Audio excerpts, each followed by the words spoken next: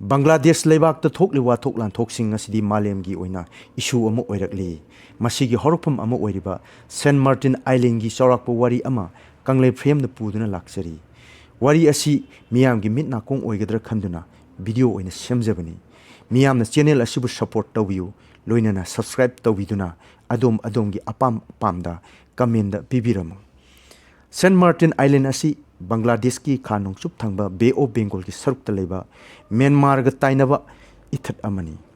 Christopher Columbus na lising amaga samri marifudara humdoi gi November 13 da mafam aduda thungki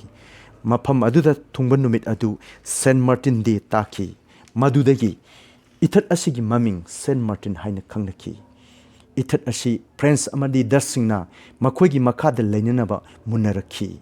lising amaga chatru nipuni panda ani thokna khaidoktana Dutch amadi French tokai na thamnanaba treaty ama tawnakhi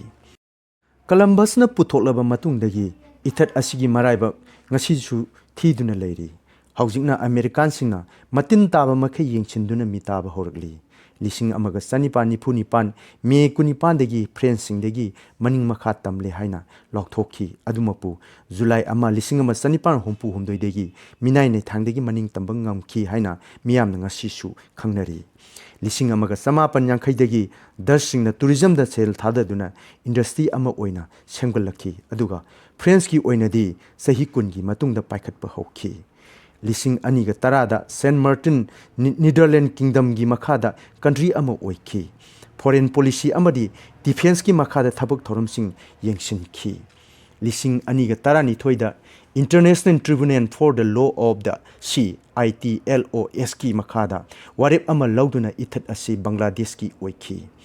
masigi mamangda lising amaga samapam humdraamba marida Bangladesh amadi Myanmar ga sign tawnaduna Bangladesh ki ithat amu oina yanakhi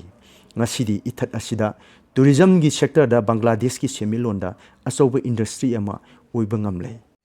matam adu da Columbus na phangiba St. Martin ithat ki park chawba si kilometer sahum ni hairi aduga saktam adudi haujika yengnabada yamna khetnare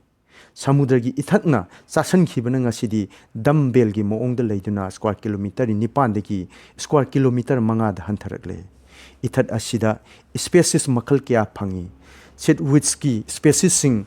samaga yankai humdoi coral gi makal singda humputaru aduga uchek singna makal samaga kun phangi aduga reptile dana makal kunga mapal aduga mammal singdana makal kunga mapal haribi ithat asida marang kaina phangi haina utli